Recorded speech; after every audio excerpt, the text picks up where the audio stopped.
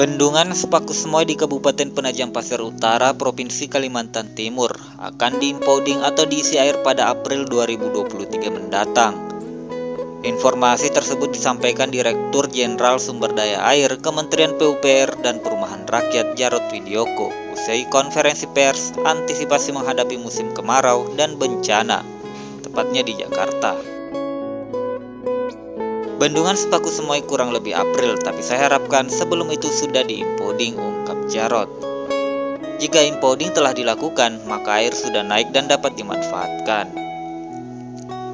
Bendungan Sepaku Semoy akan menyediakan air baku IKN hingga tahun 2030 sebesar 2.500 liter per detik.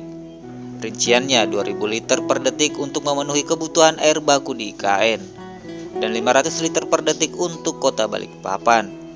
Selain itu, bendungan ini juga berfungsi untuk mereduksi banjir hingga 55,26%. Secara fisik, bendungan Sepaku Semoy memiliki tinggi 25 meter dan panjang 450 meter. Infrastruktur SDA yang mulai dibangun pada tahun 2020 ini memiliki luas genangan 280 hektar dan kapasitas tampung 10,6 juta meter kubik. Pembangunan Bendungan Sepaku Semoy dikerjakan dengan skema kontrak tahun jamak hingga 2023 senilai 556 miliar.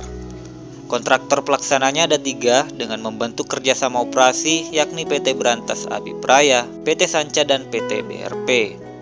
Adapun air baku juga akan dipenuhi oleh intake Sungai Sepaku yang memberikan manfaat sebesar 3.000 liter per detik. Intake Sungai Sepaku dibangun pada tahun 2021 dan target rampung pada 2023 dengan biaya pekerjaan 364 miliar.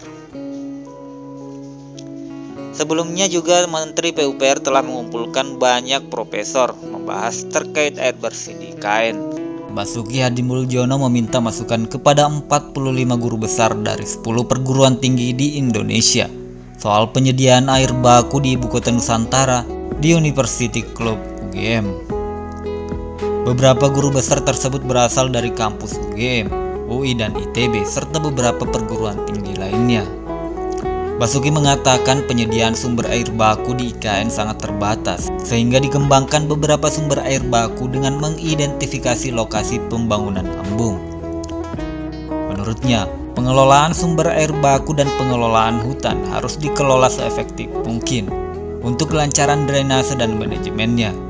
Oleh karena itu, ia menyambut baik adanya kerjasama dengan 45 orang pakar yang berasal dari kalangan guru besar berbagai perguruan tinggi Indonesia. Melalui kerjasama dengan para guru besar dan ahli profesi terutama dalam pengelolaan sumber daya air, Basuki berharap banyak generasi muda yang tertarik dengan organisasi profesi pengembangan infrastruktur di Indonesia. Ia pun ingin PUPR berbagi pengalaman dengan para dosen di kampus dengan mengajak mereka terlibat dan terjun langsung di lapangan. Dalam diskusi dengan para guru besar, Menteri Basuki mengatakan pihaknya meminimalkan penebangan pohon. Kalau pohon ditebang, nantinya akan dikembalikan dengan menanam bibit pohon di sekitar lokasi yang sama. Dirjen Sumber Daya Air Kementerian PUPR, Jarod Widyoko, mengatakan tingkat rata-rata curah hujan per tahun di IKN sebesar 2.479 mm dan terdapat 6 daerah aliran sungai di sekitar IKN. Untuk sumber penyediaan air baku saat ini sudah hampir selesai dibangun dari Bendungan Sepaku Semoy dan Bendungan Mentawir, di mana proses pengerjaannya sudah hampir selesai.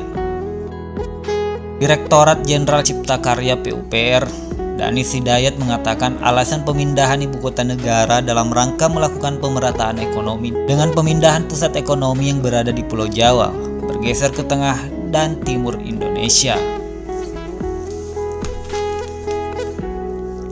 Tujuan utama pemindahan adalah pemindahan pusat ekonomi baru.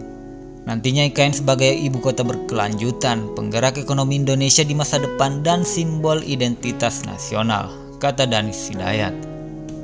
Ketua Dewan Guru Besar UGM Profesor Dr. Insinyur Muhammad Maksum menuturkan beberapa persoalan dalam membangun IKN dalam soal pembebasan lahan yang merugikan masyarakat yang tinggal di sekitar IKN.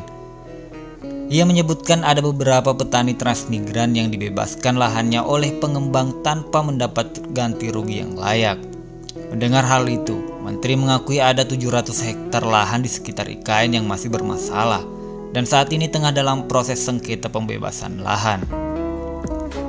Sebagai informasi, Kementerian PUPR terus melanjutkan pembangunan infrastruktur dasar pendukung kawasan inti pusat pemerintahan IKN Nusantara, meliputi jalan dan jembatan, bendungan, drainase, intake air baku, hunian bagi pekerja, serta penyiapan lahan kawasan land development.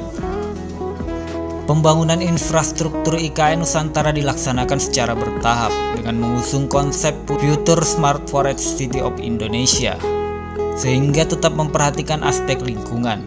Pada tahap awal tahun 2022 hingga 2024, pembangunan yang akan menjadi prioritas Kementerian PUPR meliputi KIPP seluas 6.671 hektar.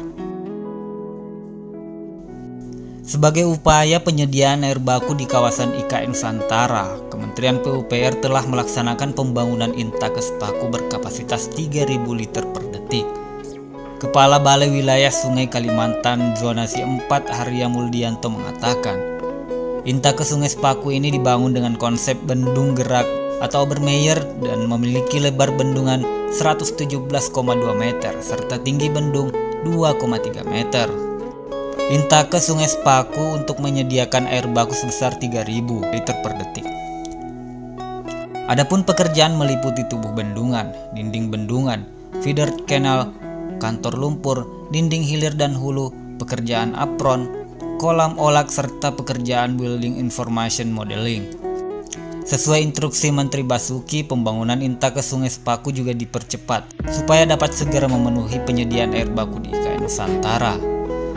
Selain itu, untuk mendukung infrastruktur penyediaan air baku di kawasan IKN Nusantara, Kementerian PUPR juga tengah menyelesaikan pembangunan bendungan Sepaku Semoy yang ditargetkan rampung pada awal 2023 ini. Kemudian disiapkan pula pembangunan instalasi pengolahan air bendungan Sepaku Semoy dengan potensi untuk memenuhi kebutuhan air baku sebesar 5.000 liter per detik. Kementerian PUPR juga melakukan studi kelayakan terhadap bendungan Selamayu pada 2021 dengan potensi air baku sebesar 3.950 liter per detik.